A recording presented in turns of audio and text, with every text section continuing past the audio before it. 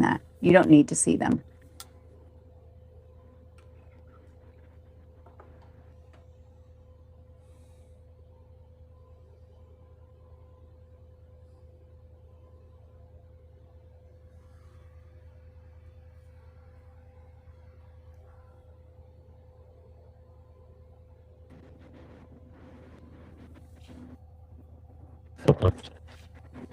It's very cute.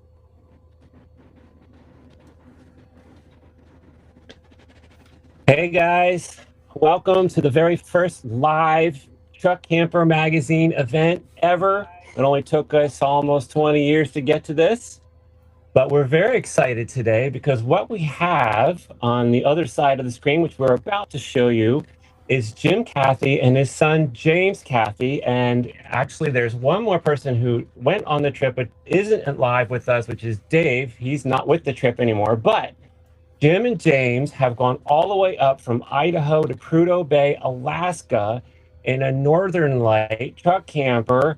It is beyond cold, and it's not that cold here. We are in Port Charlotte, Florida, where we much prefer to be. But these two guys, father and son, knuckleheads, both of them, are both up in Alaska and are going to talk to us live about, well, first of all, did they make it? Are they alive? Why in the world did they do this? How is the truck? How is the camera? Did anything freeze? Do they still have their fingers and toes? We're going to go live right now to Jim and Dave, or Jim, excuse me, Jim and James. And we want you guys on the other side of the camera to tell us, the viewers, have any questions. We are now live on YouTube. Go to YouTube, clock in, send us your questions, and we'll ask these two guys. So, all right, Jim and James, all How's the it way from going? Alaska, live via satellite. What is going on, and how are you guys doing? We're good. This is the magic of technology. It's amazing, right? We're using Wi-Fi, satellite, Bluetooth, a number of different cameras to be able to reach you and pull this off and have not just audio but video so that your subscribers can see this in real time and then also be able to ask the Yep. questions. We are in Dead Horse, Alaska, Prudhoe Bay, and when we arrived last night, it was about a balmy minus 28 degrees Fahrenheit.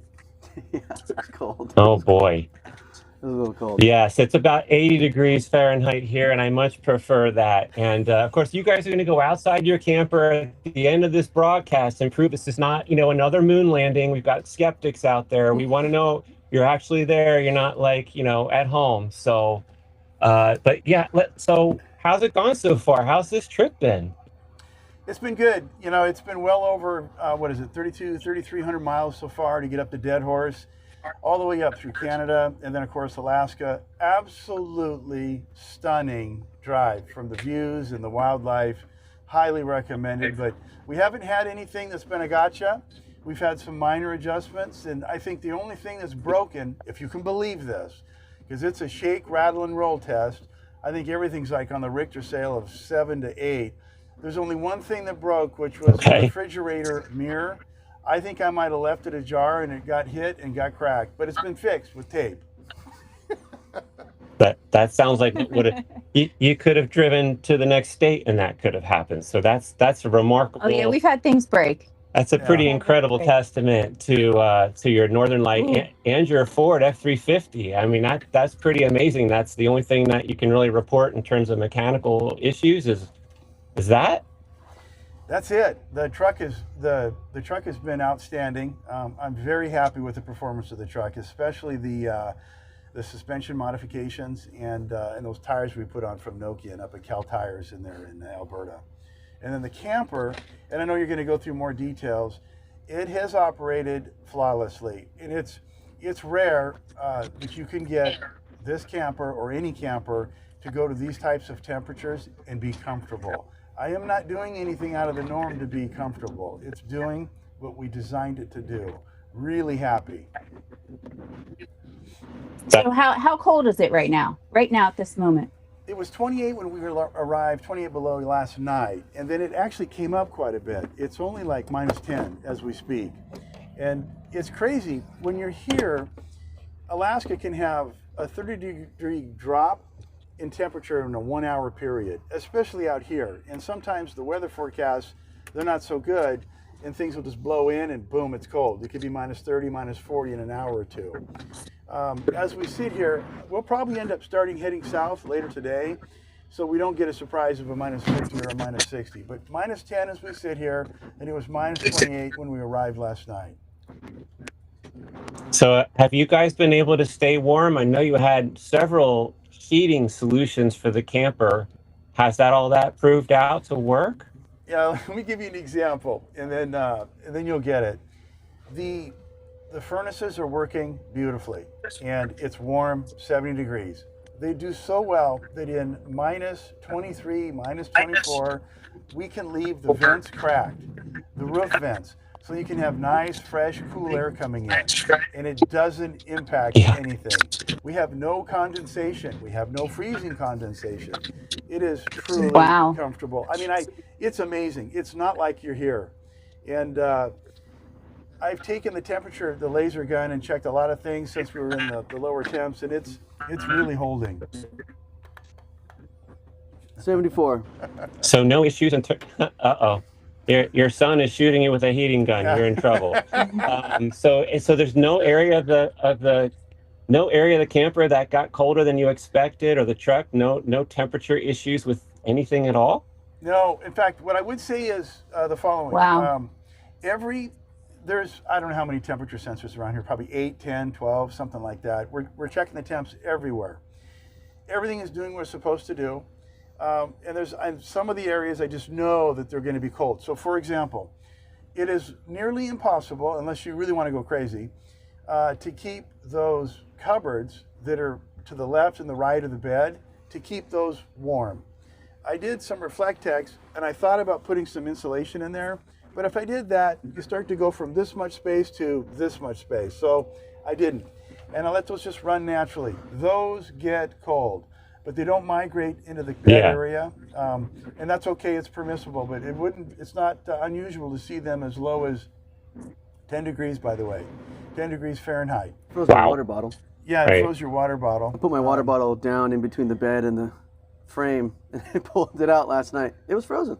Yeah, but with the mattress heater, and then also the Reflectex under the bed, the aerification system that's under the bed, and the XPS insulation, it really does block a lot of the cold air that a lot of people talk about when they do this type of camping.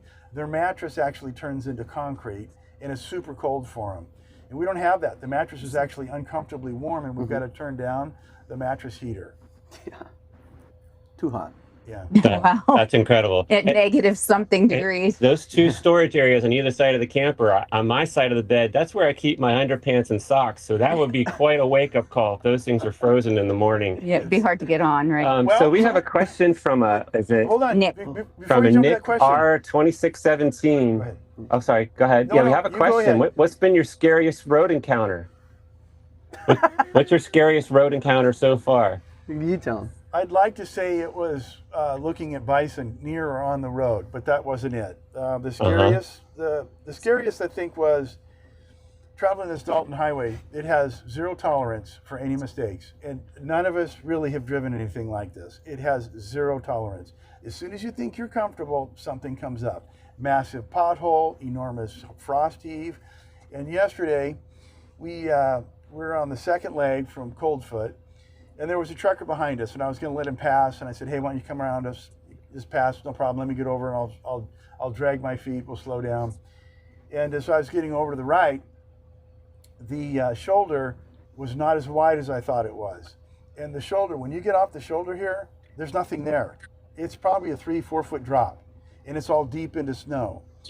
And we got off on the side, and now remember, I got a big 18-wheeler coming up on my left-hand side. And the front right tire of the truck fell off the edge. And now I've got a camper that's moving like this. And at this point, this is when things go off the road, and then you flip, and you're on your side, or you completely roll. And what we were able to do in that is you got to shove that pedal down and give it as much torque as possible. Fortunately, we were in 4-wheel drive. And then you've got to take that steering wheel and slightly turn it to the left so it'll climb up, but not jump up, and then put myself in front of the 18-wheeler and become a new hood ornament. And so we were able to do it.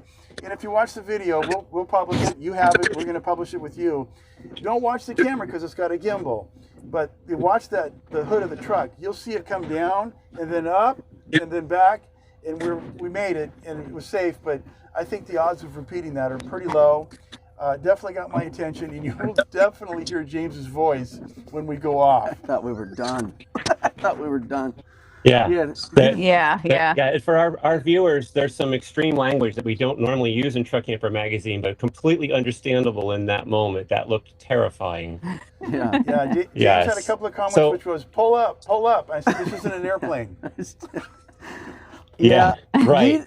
He stays pretty calm in those situations, which is very impressive. I think we got a little lucky and had the right rig. Yep. How fast are you generally going when you're traveling in these situations? I mean, obviously, were you going 50 miles an hour at that time? Absolutely not. The Dalton is most of the time you might be crawling around 25 miles an hour. Sometimes you might be around 40, and that 40 is like flying down the Dalton. And the reason why you just can't go that fast is it's a very rough road, a lot of potholes that come out of nowhere, frost heaves that are pretty insane. And when I'm going down the Dalton, it's somewhere between 25 and 40 max. It's locked into 4-wheel drive. And that's about it. Probably the average is 30, 35. Yeah. And on the live stream, Gordon, we actually show what our speed is. Yep. Okay. So what were you driving like day to day? How were your road conditions? Like, what were you facing? I mean, was it always snow and sleet or rain, or was it clear? Was it sunny? Like, what were you facing? So from leaving Middleton to Great Falls, it was basically dry pavement. Entering Canada and getting out into Alberta and through the prairies, dry pavement. We didn't hit snow and ice until we got to about Fort Nelson, and then Beaver Lodge. That's when you start to see more snow and ice on the road, and then it started to become more work. So instead of being able to cover 500 miles in a day at 60 miles an hour, for example, now you're down to, you got to grind out 250 miles a day, and you're going to be going a lot slower. And that's where it became tough. Once you get to the Dalton, it's even way harder. It's just hard to describe until you see it yourself. But I will tell you one thing, regardless of how hard that drive was, the views on the Alaskan Highway and the Dalton are undescribable. The camera will never be able to do it justice. No. Also, the camera, when you're driving, you see all the snow blowing over the road. It kind of looks like snow snakes everywhere. The camera, you can almost see better through the camera than you can in real life driving, which is astonishing. So the camera doesn't do justice at all. True. So Hey, we have more questions from readers. Oh, okay, Angela, what do we got? Okay, so Samantha is asking what your coolest animal encounter has been. We actually haven't had that yet. We do have something planned. we have some stuff planned that we're going to talk about later, and we're going to come to TCM You're going to first. plan an animal encounter. We So are planning an animal is there encounter a just for bear in you. your camper we should know about? We have Not yet. Did you pick up a hitchhiking bear? Is that what's going on? I will tell you this: on the Alaska Highway, there's a lot of bison, a lot, and they're on the sides of the road. Sometimes they come across the road, and I saw quite a few. I want to say at least maybe 80 to 100 bison on the side of the road. I was going up that. It was amazing. We saw a couple caribou. We had a raven attack our drone. Yep. Raven. That was a animal encounter. Ooh. It wasn't a cool animal encounter, but it was an animal encounter. Yeah, it actually flipped the drone upside down at about how high it was. I don't know. And then the drone was able to correct, and then it came back down, and we brought it back in. That's amazing. Yeah, no, it's really good flying. We had. Did you ever get into a whiteout situation? Did it ever get so bad with the snow that you were in a whiteout? Yeah. So what James was talking about earlier about how you just can't see, right? You've got this. It looks like a white snake. The whiteout was. We got over Adigan Pass, and when we were coming back down the backside of it, it started to blow. And I would say the delineators, we could probably see 1 to 2 maximum with the human eye. The camera could actually see more, but with the human eye, 1 to 2, and that's not very far. The delineators are those markers on the edge of the road, just every 10 yards, 20 yards. Okay. Yeah. So the truckers know to see inside. We could barely see to the second one. Yeah, barely see to the second one. And then while it's blowing, Gordon, it gets more exciting because then it's creating snowdrifts. And you won't see the snowdrift until you're right on it. Otherwise, what ends up happening is it becomes one lane. And the trucker and you are sharing that lane as you're coming at each other. And when you see the trucker coming and you've got to see him before it's too late, you got to move over to the right. And when you move over to the right, if there's drifts there, you better be ready because those will grab you and pull you off to the right. We went through one drift that was, I don't know how big it was, but it came over the front of the truck, the whole thing. Probably a couple of feet is my guess. Yeah. And did you stop? Did you keep going? Did you slow down? Like what? I mean, I would imagine you slow down a lot in those moments, right? Well, in that moment, I didn't slow down. No. I just I left it in 4 and gave it a little bit more torque, and the truck pulled right through it. The modifications that were done by 208 diesel on that truck, outstanding. Mm-hmm. And the tires from Nokian, outstanding. But to answer your question, sometimes you slow down. Yes. In that case, I didn't because I needed the power for it not to drag me off to the right. And then.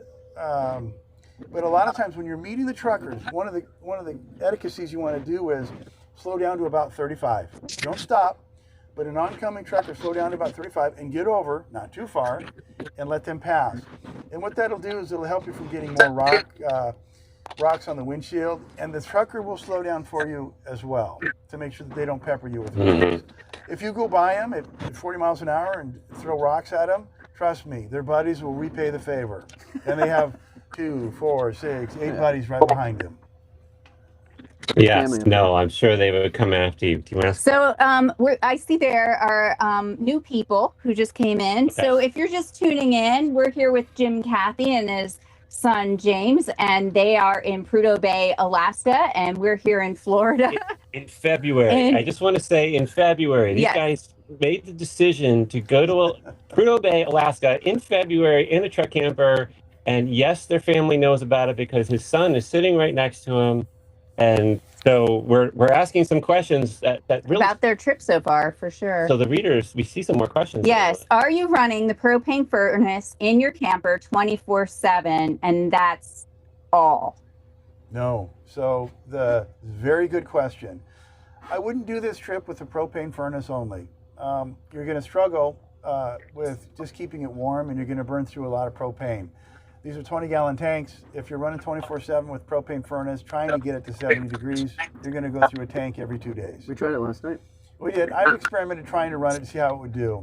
What we're using primarily is a diesel furnace and an S-bar. It's made in Germany, and they rate it as a 4K, which is about 15,000 BTUs. That's an integrated diesel furnace that's installed in the wet bay, and its primary purpose is heat the entire camper and the basement in key areas, and that's the primary heating source.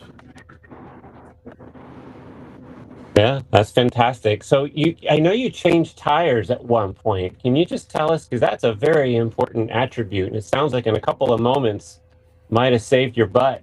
So what tires did you change to, and how have they performed? So these are the Nokian Hakkapelitas, and it's their winter snow tire with studs, and they're carbide studs.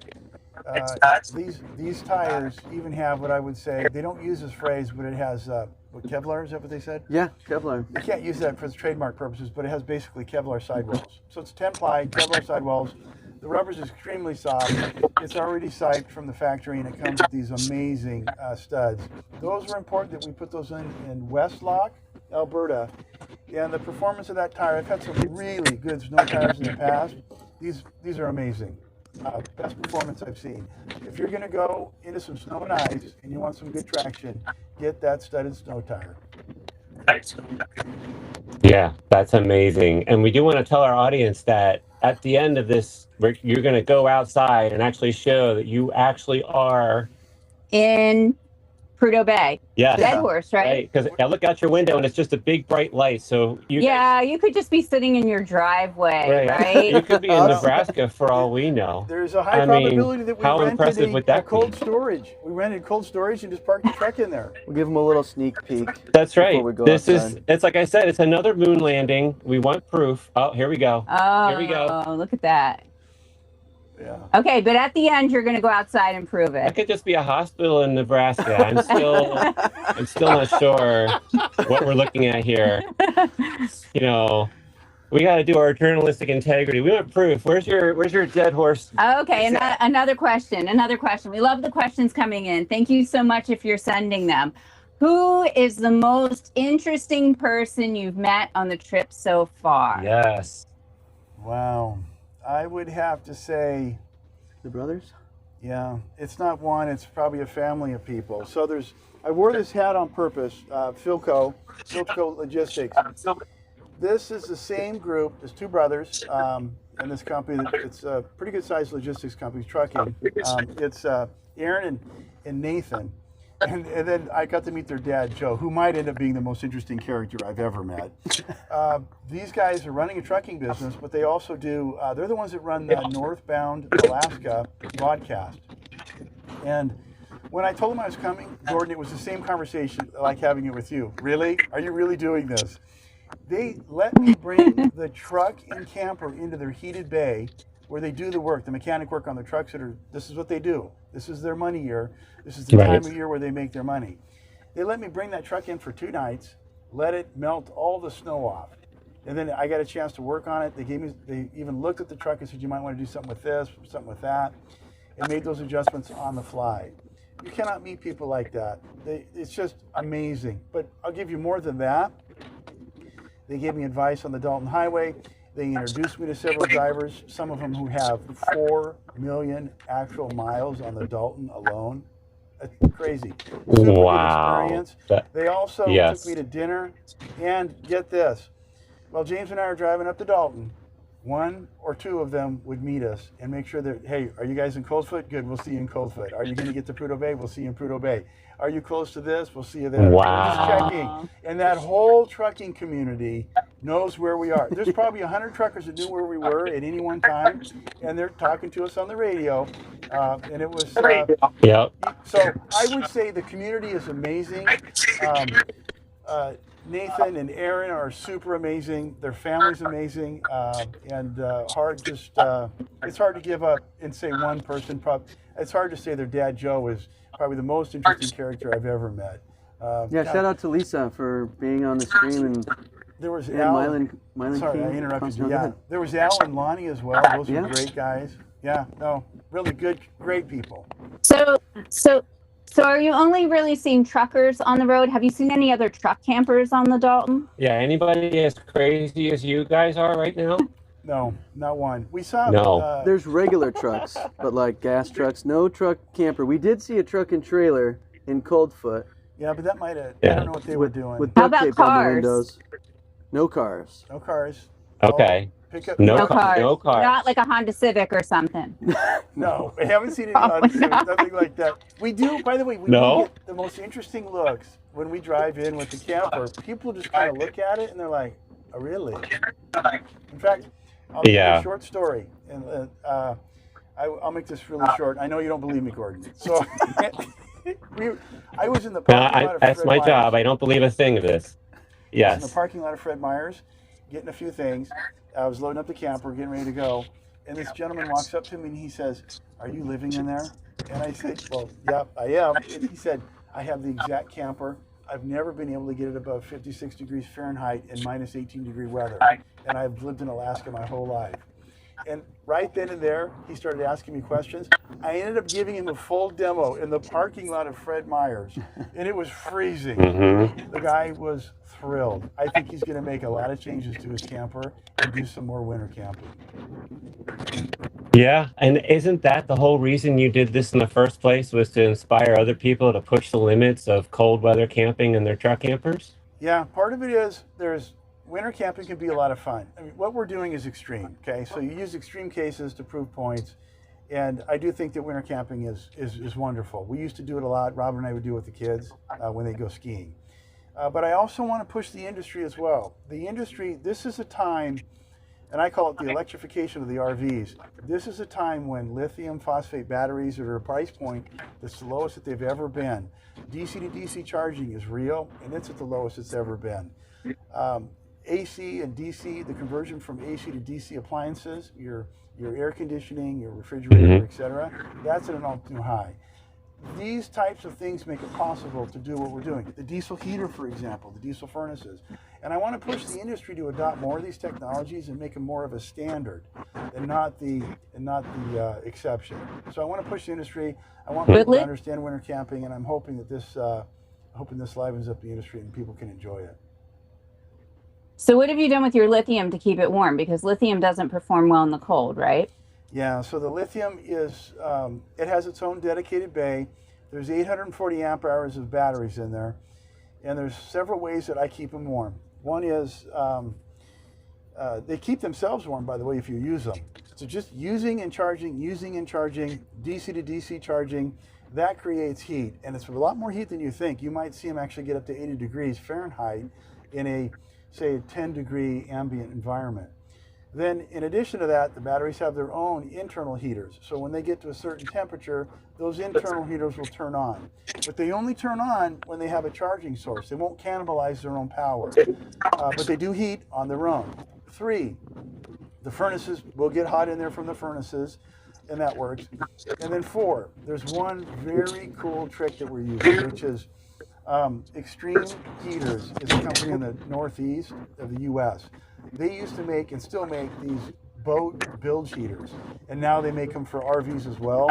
It's basically a heater. It's electric. That's designed to come on at 40 degrees and off at 55 degrees and work in difficult environments where you might have noxious gases or flammables or what have you. Those things, they have been awesome. You can watch when they come on and when they come off. They keep that battery bay perfect. That's fantastic. Have your batteries basically stayed fully charged? I mean, with a DC to DC charger, you're not going to get much sunlight up there, but are they staying fully with your solar charged? Yeah, the solar panels right now are pretty much just having a nice holiday. There's no solar. They probably disagree with you, but yes. Completely the opposite where you are right now. When you have 200 amps of DC to DC charging coming off the truck, and the truck's diesel engine, 6.7 liter, 2 new alternators, which are around 470 amps, so plenty of juice, right? That thing charges them in like 3 hours. If they're fully depleted, 3 to 4 hours, it's fast. And I like it. If you get to a spot where you're low on power, and one morning I did wake up, where were you, Coldfoot? Yeah.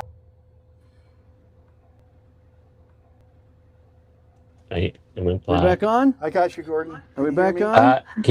I can hear you. I can hear you. We just can't see you. We can hear you. We're coming we've back. Had a Starlink difficulty. There we are. Hey. Sorry. Hi, Okay. everyone. That's very trippy. We're back. Anyway, this is what happens when you talk live from Port Charlotte, Florida, So it looks to Prudhoe totally Bay, different. Alaska. It looks totally different on our screen than it does on the YouTube So screen. can you guys hear us? Yep, we can hear We you. can hear you. Let You me. know, you said it. We're in the Arctic, and it's crazy. The number of satellites up here are not that many. It's amazing. Yeah, we're actually working off of Jim's Starlink right now. He has Starlink up there in Prudhoe Bay. So this is all being done through that, which is insane that we can do this. Yeah, I was going to make another joke that you guys could be in your driveway where we're getting multiple messages from your family telling us that you're not. Not in the driveway. This could be, this could all be collusion, right? But we're going to take, some of your family members are actually saying, no, they're not here. Of course, they don't know where you actually are. You could be in Nebraska. I know Robin knows where we are. Or just the My street wife, Robin, over. knows exactly where That's we right. are. Yeah, she probably low-jacked you years ago. Okay, so we have a couple more. She didn't just low jack us. By the way, people are going to ask this question, so I'm just going to tell you right now. She is the one. She is the Arctic haberdasher. Everything that we're wearing, she picked out. I'm not kidding you. Everything from the survival gear to just the standard gear. And the food that's in the camper, I never put any of it in here. There's enough food in here for a month. Oh, wow. She got you ready to go. Yeah, no. So have there been any stretches of this trip where you've been all by yourself? I mean, you keep talking about the fact that you've seen trucker after trucker after trucker, but were there moments when you just drove and saw for hours? Nothing? Yeah, that happened a lot in the trip. I mean, you would literally see nothing. It would just be yourself, the beautiful, serene environment, and a few animals here and there. It was crazy. Listen, you are really out there. When you get into Alberta and then you get into the Yukon, there's just nothing out there. And it's nice. It's cool. I loved it. I was going to say, did you enjoy that? And this time of year with the snow, I bet it's beautiful. It's stunning. You cannot, words won't make it. You just have to go. You have to see it. And you can look at pictures. It doesn't work. Get out there. And it's really beautiful. All right, Angela, okay, we should ask more questions. Has there been an underrated part of your camper that has been the MVP? This is from Samantha Stewart, 7364. Let's see. Something in the camper that ended up being the MVP. Not the oven. Not the oven. We burned a pizza last night. What works? We were going to eat at the Aurora, but they shut the dinner down at 8, and we were like, oh, it's 8. I guess we'll eat here. Something that was really surprising. I have to tell you, I know the Starlink's not part of the camper, but I would say its performance has been outstanding. And I would say, I'll give you one. I'll give you one that we all have a problem with, which is the hot water heater. Okay. So this is your atypical propane hot water heater. And usually when you drive down the road, those things will blow out, right? Or they won't work. And we did have some interesting radical behavior, but after we got going, it was fine. It has been a superstar, because here's why I call it a superstar. If it blows out and you're not paying attention, it'll freeze. And whenever you get to wherever you're getting that day, 5 hours later, 6 hours later, it'll just be a frozen block of ice. It will have cracked the tank and maybe crack some lines. So I would say that this the atypical old school propane tank heater did a hell of a job, and still is. Yeah. It's funny how some of the manufacturers have upgraded their water heaters over the years and then gone back to that old suburban tried and true furnace because it works. We have it in our camper. Yes, we do. Right here. At our 20-year-old camper we're in right now has a suburban, and that thing just keeps going. So we talked about this before we went live today about if you're using your tanks. Like, are you using your fresh water, your gray water, your black water? Are you using your Northern Lights tanks as intended, as we are right now in Florida? Yes, everything is fully functioning. Hot water tank, gray water tank, fresh water tank, black water tank, everything. Kitchen sink, bathroom sink, shower, everything is fully functioning, and we can do that down to minus 28. And I think we've proven that we can do it to minus 28. I actually think we can get to minus 40. So taking showers, doing dishes, everything normal. Yeah, everything. It's like, it's crazy. It's really impressive. And It's not just the That diesel is heater itself. excellent. There's a lot of other things that are working to make that possible. Integrated circulation fans within the inner walls, those are working. Those keep condensation at Zippo. They share heat throughout those inner walls with those key pipes. There's definitely a tremendous amount of insulation that went on before we packed up to leave. The list is endless. There's some heater pads here and there. By the way, I did not put heating pads on the black tank, the gray tank, and the freshwater tank. There was a plan to, but we were producing so much heat already, it didn't need it. Interesting. So there's a question from Mike M3770, and basically what he's asking is, would you have a 2011 Ford F350 6.7 liter diesel? Is that the right choice now that you've done this? Would you go gas versus diesel? Would you get that truck? Like, is this the right platform now that you've made this trip? Yeah. So there's three parts to that answer. First one is, I don't want a new one. I don't want a super old one. New one's too complicated, too many things I can't control electronically. Too old, it's just constant maintenance. Something's always going to break down, and you're going to be working on it in some pretty severe cold weathers. You want something in those mid years, 2011, 2016, that all had that 6.7 liter diesel engine. That's a good engine, and there's a lot of data on that truck. So that's number one. Number two, diesel versus gas. Well, you heard me talk about the scary situation. Without a diesel, I don't think I would have had the torque to pull out of that. I think with gas, I would have been flipped over on the side of the road. Also with the diesel, I get the torque to come up the hills. There was a situation yesterday where there was a trucker coming, and when they get ready to come up a hill, they come flying down the hill. And I was headed up the hill, and it was too late for me to get out of his way. So I had to get that truck, and I had to put some heat behind it. And that truck was able to do that, come up to a pretty high speed in an uncomfortable situation, but not get in his way. So diesel for the torque, Yeah. diesel for the power on the alternators, because I can run two, and then diesel in those mid years where I know I can control it. And I think 100% made the right decision. Yeah. Yeah, we run a gas truck, but we also don't drive to Prudhoe Bay in February, so that is a very different It's hilarious. application. We got another one you skipped. Okay. Please share the type of camera and streaming equipment you are using and how you are able to stream this live. We know you're using Starlink, but maybe you could get a little bit more specific about how it's all working. I think that's a James question. That's a James question. Absolutely. I'm the tech specialist on this adventure. Here, I'll just give you a quick run through. When we go outside, we'll have a wireless camera, just a regular DSLR, and I've got the Hollyland wireless transmitters and receivers. And we'll go ahead and do this here. Boop. On the table in front of us is a YOLO box, which is basically it's an all-in-one streaming platform, and this is connected wirelessly to our Starlink. And this is the receiver for this camera, and then the camera that you see, Dad, is the the DJI Osmo Pocket 3, and we're using the DJI Mic 3s and a Bluetooth transmitter so we can hear what's going on. Yeah, very Great simple, very effective setup. Yeah.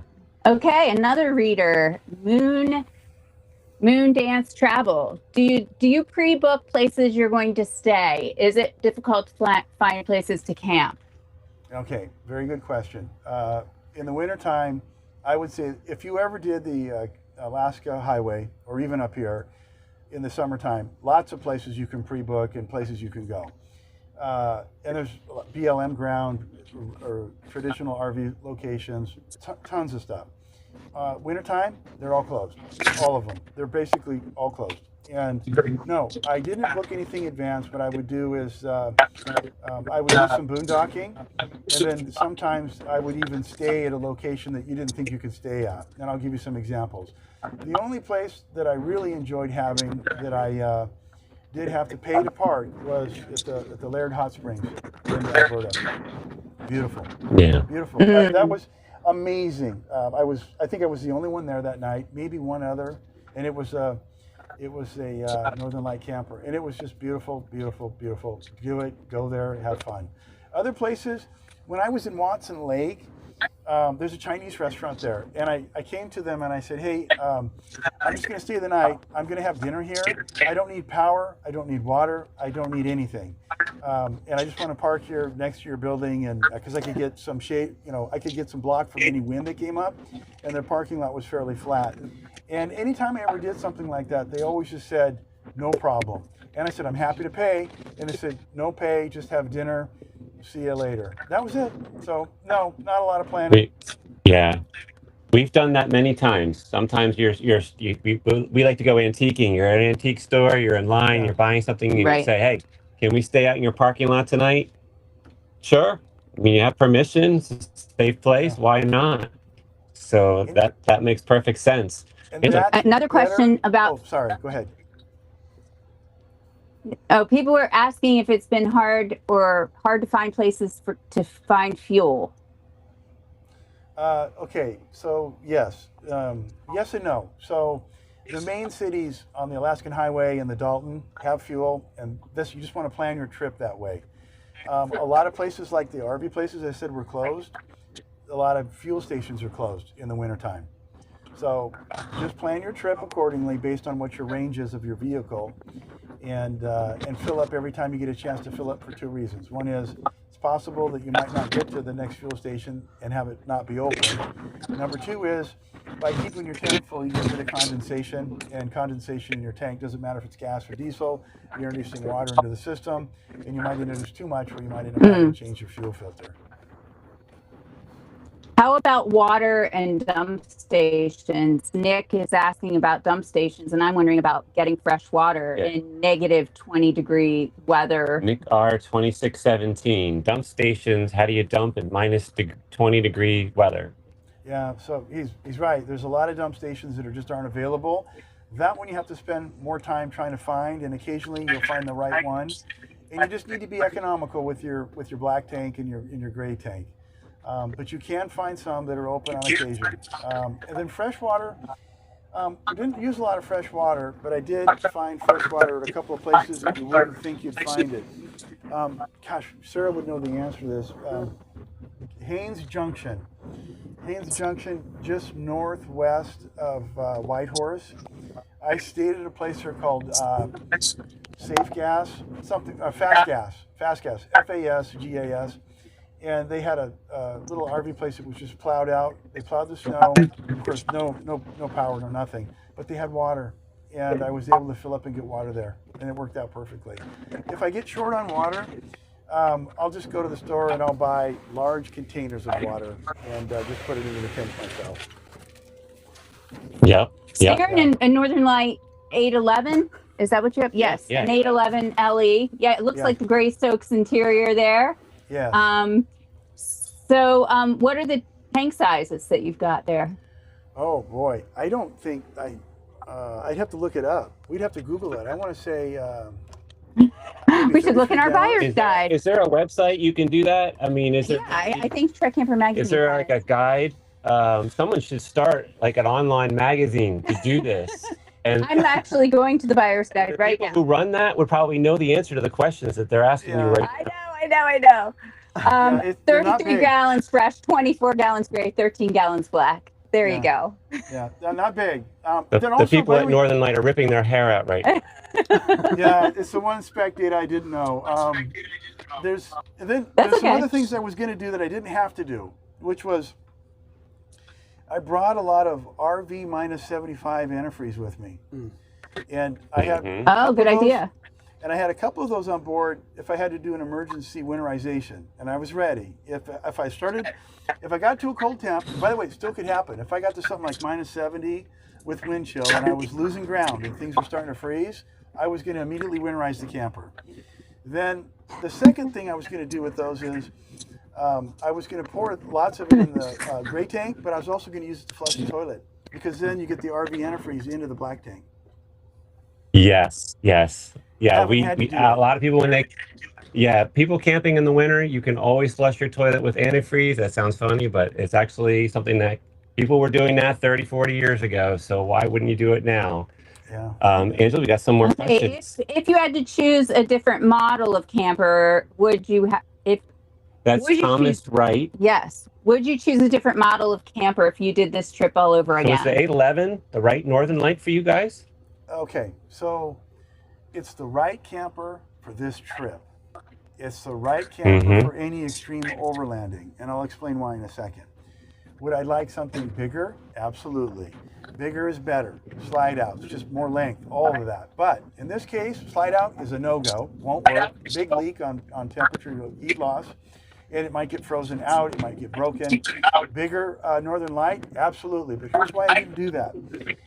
You want to have a short bed truck for this type of extreme work because it gives you more control of the vehicle in rough environments. Number two, bigger. If I had a bigger camper and a bigger truck, I might not have come out of that ditch. I might be on the side of the road right now. So bigger would be nice, but single rear wheel versus dually, I want the single rear wheel. I get better traction. And a short bed truck, easier to manage in those tight environments. And the truck that fits on the short bed truck and a beefy short bed truck, 1 ton, that's the right combination for us on this trip. Well, we're glad you pulled out of that term because we hate to lose readers like that. Max Tuberization has a question for you.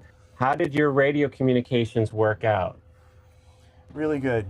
So on board, James was managing VHF, CB, satellite, phone, satellite, Starlink, cellular calls. We basically had everything. Everything worked flawlessly. Pretty flawlessly. The technical guy is disagreeing. Oh boy. All right, James, what did that mean? Come on, let's have it. Well, our radio communications were flawless. I mean, you kind of need to know your research and how to talk to these guys appropriately and quickly.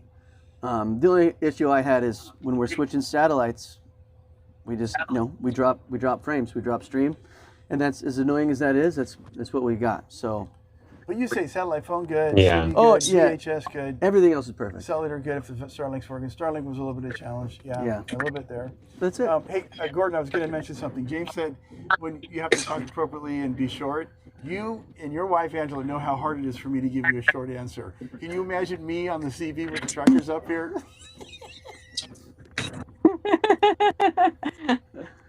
Probably enjoying hearing from you. No. Yeah. What? Okay, Grant Davidson. I recognize Grant Davidson, a Yes, we reader do. for a Yep. long time. Long-time reader. What will your next challenge be after you get home from this trip? I mean, you're going to get home and you're going to be like, wow, what am I going to do next after going all the way Yeah. up to Prudhoe Bay? How do you top this? Come on, guys. What are you doing? I am not going to say anything at that because I'm not out of here yet. I still got to get back. But however, That is true. However, James has a response for you. Well, I was just gonna say maybe we should find another road that's not meant to be survived, but traveled. We might have to go international for this trip. Yeah. We actually were thinking about Dip that the the other night. camper somewhere. Good idea. There's either Yeah. something going on with your family or something in the water at your house because that's not normal. So here's and to prove your point, Gordon, Robin, after watching us drive up here, saw all the beautiful views, and she said, "Oh, great! I'm flying into Fairbanks. I'm going to join you for the ride back." Okay, so we're interested in. Are you concerned at all about the drive back? Like, obviously, you got all the way up there. You know what you're going up against. Are you Yeah. are you taking the same route Or back? are you guys getting jobs and moving in up there? Gordon? No. Not taking a job up here. I'm definitely not qualified. I am nervous about driving back down the Dalton. Okay, I got to get that. That one has my full attention. Once I get off of that, then life gets a lot easier. Not so bad after that. So I'm just worried about getting off that Dalton in one piece. Yeah, I hear you there, especially after that incident on the way north. It's not just So that. we did get You a see message trucks- from North. Go ahead. Yep. No, I was just gonna say Northern Light chimed in. Brad Trites has hit from Northern Light, says, "I'm not judging you, Gord. Okay, just a little." They are paying attention. They are watching They're us. watching, yay! Hey. Okay, okay. We've got another message from Milan King 6711. This Yep. trip has proven Starlink can revolutionize education costs in Alaska. Unintended but true. Also, Diesel Brothers need to consult these Arctic diesel experts on outfitting for a real adventure. And shout out to Mylan. Mhm. He's Not been really a following question. us the No. whole way. No, Mylan is good about That's statements. But Mylan's right. You want to have some professionals do this. Some of the modifications to the camper, get a professional. Some of the modifications to the truck, get a professional. Some of the stuff that we did to the Northern Light, probably first time it's been done. And a lot of the RV service teams would struggle with it probably. Bobby Combs RV with Jim at the lead did an amazing job. By the way, shout out to Brad. Everyone should know that Northern Light participated in the hospitality at Coldfoot Camp, where we paid for over 200 lunch, dinners, and breakfasts for every truck driver on the Dalton Highway and for every DOT worker on the Dalton Wow. Highway while we're up here. That's really nice. That's very That's cool. awesome. And Yep. one more thing while we got Brad on, I wouldn't do this with another camper. The design of the Northern Light, I chose that based on its capabilities, period, and how it was designed. That's the one to use. You'll survive. And you'll So be when you comfortable. bought your Northern Light, was it because you knew this trip was going to be in your future? Yes, that was the plan. So a year ago, I started thinking about this and planning for it. And then 4 months, now almost 5 months ago, I said, okay, we're going to move forward. First thing we got to do is let's select one of the trucks that we have. I said, let's take that truck, have it modified, and we need a camper. The camper I want to do is a Northern Light. And so I decided to buy it. I bought it from Apache outside of Portland. With the advice of the Northern Light regional representative. His name is skipping me right now. Brad, if you remember his name, please type it in the chat. Wonderful guy. He's been with Northern Light for decades. And then, So, does this feel like go ahead, sorry. Mylan, I don't show this all the time, but you should know that Mylan is a native to Alaska, and he's an artist, and he makes a lot of interesting items. This one was a gift from my brother at Christmas. It was made by Mylan. It's actually a polar bear claw. So there's a polar bear claw. There's Walworth ivory. It's beautiful. And I will always make a mistake in articulating all the details, but it also includes a piece of ivory from one of the elders from the tribe that he came from, a small piece of it from over 100 years ago in the upper portion of this. This is my good luck charm. And it's working. Yeah, this thing alone clawed us out of that side of the road. Yeah. Yeah, you probably didn't need any of those other enhancements. You just needed that. Now, so does this feel like an adventure, or do you feel like you're on some kind of an endurance mission? Like, is this how do you look at this trip? Is this a test? It's not a vacation. So An adventure. What is it? A bucket list item. it's not a bucket list. I'm not really a bucket list guy. It's more of, I enjoy the challenge, right? And I know James does too. Enjoy the challenge, but it is challenge. There's a challenge in the design, there's challenge in the work, there's the trial and error on putting all the right pieces together. Then there's the joy of testing it all. Did it really actually work? Did we have to make some adjustments on the fly? What didn't work, what did work? And then it's just making it in one piece. And I like that. I've really enjoyed it. And it is a vacation too, because there are times when you just get to look out the window and go, wow, this is so cool. I'm glad we did it. So it's a vacation, it's a challenge. And I recommend it for people who want to challenge themselves, but have a lot of good that comes from it. I think we like the feeling of being cozy in a harsh environment. Yeah, there is something to that. And of course, people are chiming in. They've got plans for you guys. They want you to go on the Trans-Tioga Road in Quebec. They're trying to think of the craziest roads for you guys.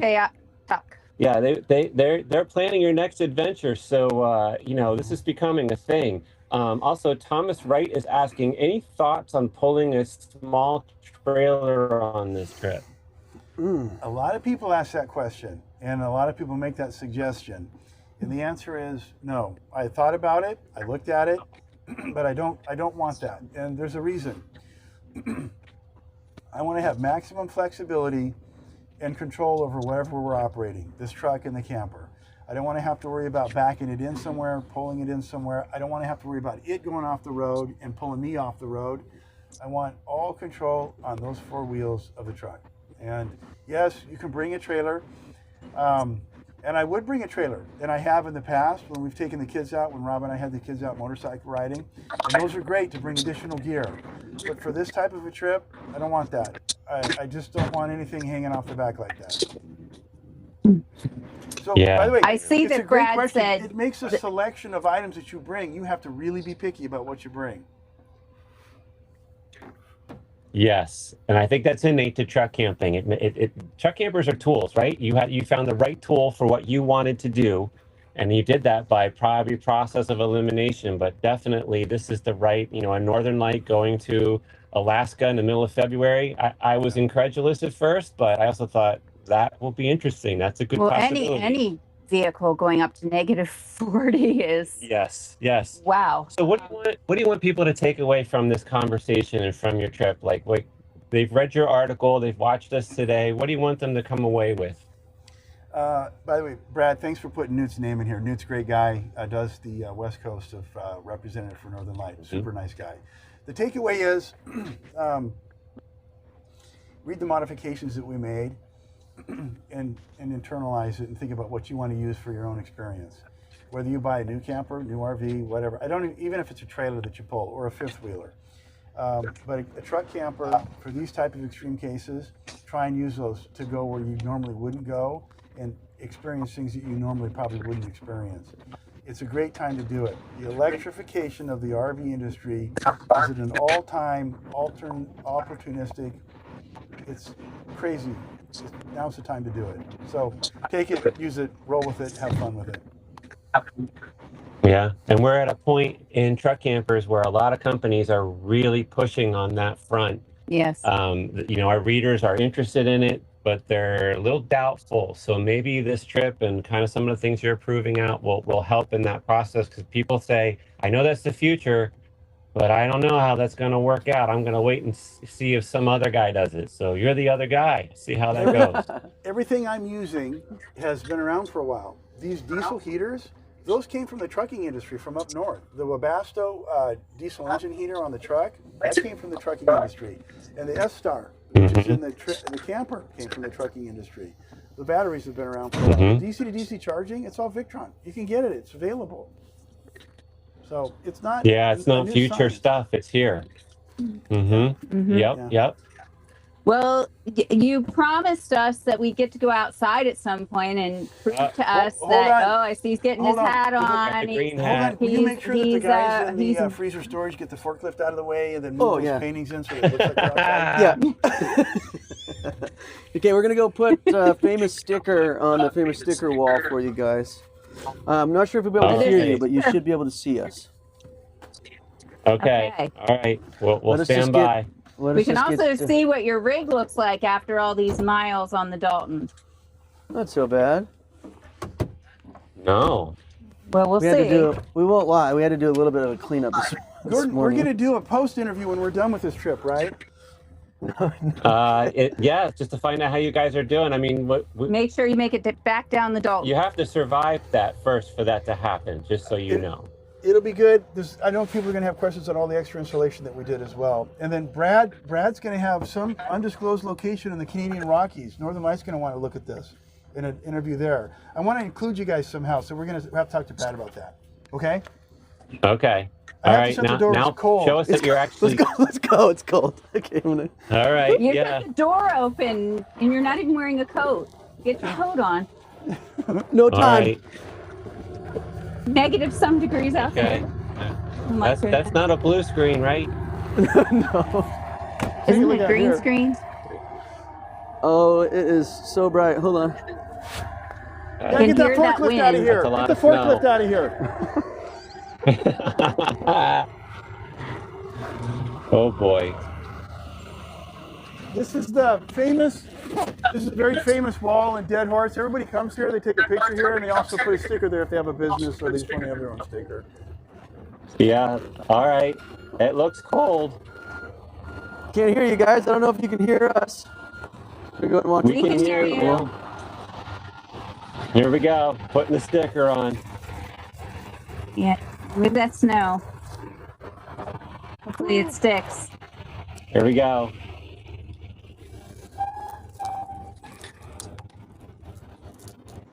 And it's official. There you go. Wow. Welcome to Dead Horse. Yeah, There's even a sign. Careful, Jim. Don't get your tongue on that. It'll stick.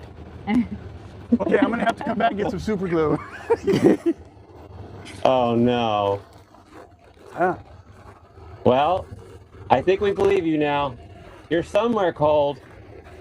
Yeah, it's cold. It's cold. My hands hurt right now. Yeah. You get a shot of Yeah, that I truck. believe it. Well, there you go. There Whoa, she is. look at that rig. It is dirty. Well done, Ford and Make Northern sure you get Light. that front, Look at the son. back. Woo. Now, there's something Yeah, you should hang on. write on that truck. Yeah, yeah.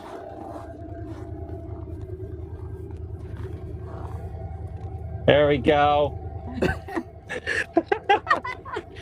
Ah, there you go. Yeah, one more.